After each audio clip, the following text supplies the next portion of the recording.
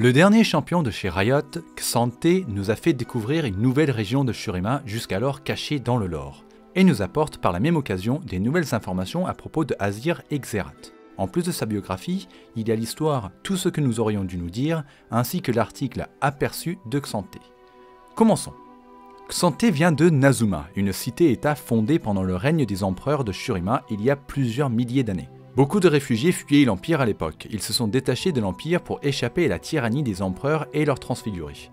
Et après avoir trouvé un oasis caché derrière les montagnes au sud du continent, ils ont créé leur propre république libre et bâti la cité de Nazuma. Les fondateurs de Nazuma ont cependant dû se battre contre des bêtes féroces qui habitaient le territoire, et aujourd'hui c'est la chasse de ces bêtes qui permet à Nazuma de prospérer grâce aux matériaux obtenus sur leur carcasse.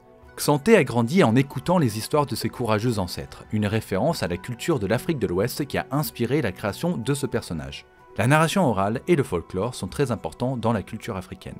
Xanté a grandi avec des histoires et des contes incroyables.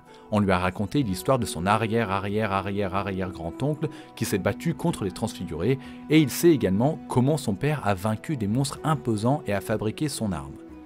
Ces histoires sont tellement enracinées dans la culture de Nazuma qu'elles font maintenant partie de la cité et de son peuple.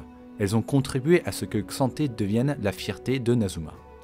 Grâce à ces histoires, Xanté a toujours voulu devenir le plus grand guerrier chasseur de son peuple.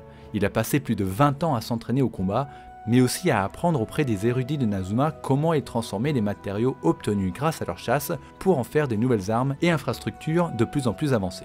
Durant ses premières chasses, Xanté s'est lié d'amitié avec Topé, et ensemble, ils ont rapidement fait leurs preuves. Xanté au corps à corps avec ses Ntophos, Topé à distance avec son arc. Les Ntophos sont inspirés par les Tonfas, des espèces de matraques en bois, sauf que là, ils sont à peu près 100 fois plus gros et ils sont faits en pierre.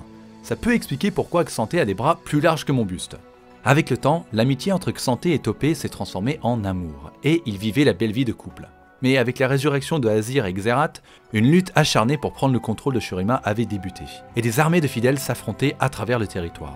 On apprend grâce à l'article Aperçu de Xanté que Xerath a commencé à forcer les monstres du désert à subir la transfiguration, pour en faire des Bakaï sous ses ordres.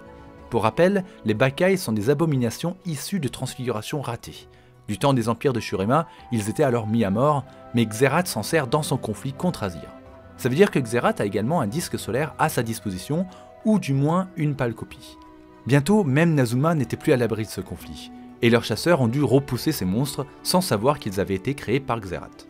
Un de ces monstres était un gigantesque lion cobra, et le duo intrépide que formaient Xanté et Topé a décidé de l'affronter. Mais peu importe la manière de s'y prendre, il n'arrivait même pas à blesser la bête, qui se régénérait à l'infini grâce à des propriétés magiques.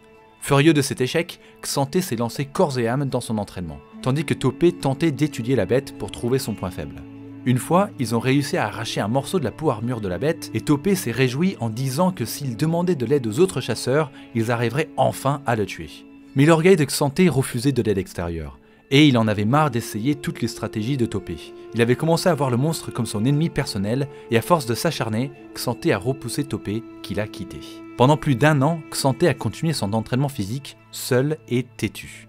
Et il est devenu le Giga Chad qu'on connaît aujourd'hui.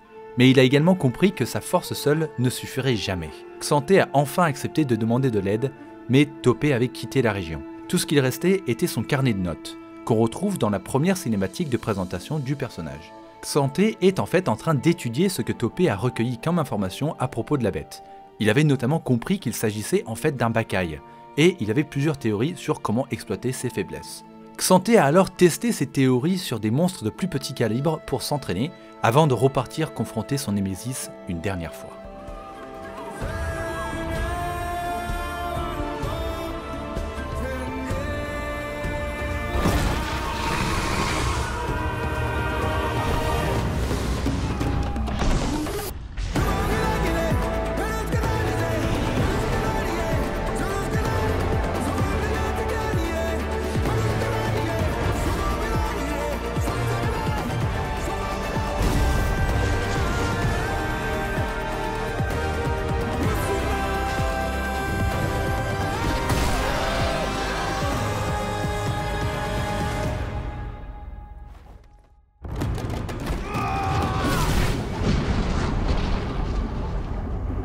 final, l'eau pure des chutes de Nazuma a affaibli l'armure de la bête et permis à Xanté de lui porter le coup de grâce. À son retour à Nazuma, Xanté a offert la carcasse de la bête aux érudits, mais gardé une petite partie pour lui pour se confectionner de nouveaux Ntophos aux propriétés régénératives avec des lames d'obsidienne cachées à l'intérieur. Bien des années plus tard, Xanté continue de se battre contre les fanatiques de Xerath qui se sont aventurés un peu trop au sud. C'est l'histoire racontée dans Tout ce que nous aurions dû nous dire. Xanté se retrouve dans un 20 contre 1, donc ça va, pas trop dur pour lui apparemment. Mais d'un coup, une pluie de flèches s'abat sur ses ennemis. Un groupe de soldats masqués se joignent à Xanté et, ensemble, ils massacrent le groupe de fanatiques. Une fois que tout est terminé, le chef de ses nouveaux alliés se dévoile, et c'est bien évidemment Topé, qui l'invite alors à rejoindre leur campement. Xanté accepte avant de s'évanouir et dormir pendant 2 jours. À son réveil, on apprend grâce à la conversation qui s'ensuit que Topé est devenu commandant dans l'armée de Médula, une autre cité de la région, et va bientôt se marier. Xanté est surpris, mais honnêtement, il prend très bien la nouvelle. Les deux amis ont alors une belle conversation à propos de leurs erreurs du passé, mais globalement, ils sont très heureux de s'être retrouvés et décident de trinquer à leur succès. Buvons à cela! Transfigurés, empire ou bête, nul ne menacera nos foyers tant que nous serons debout. Je trouve ça sympa de se retrouver avec un nouveau champion du genre Garen ou Darius, mais venant cette fois de Shurima. Un simple humain qui a passé sa vie à s'entraîner comme un fou pour en arriver où il en est aujourd'hui. C'est un archétype fréquent certes, mais agréable. Connaître son histoire rend aussi les cinématiques qui ont précédé sa sortie encore plus agréables. On voit la fierté sur son visage quand il arrive enfin à blesser la bête, et on comprend mieux pourquoi maintenant. Franchement, beau boulot Riot. Oublie pas de laisser un like ou de t'abonner si c'est pas encore fait. On essaye d'atteindre les 10 000 abonnés avant la fin de l'année. Allez, à plus!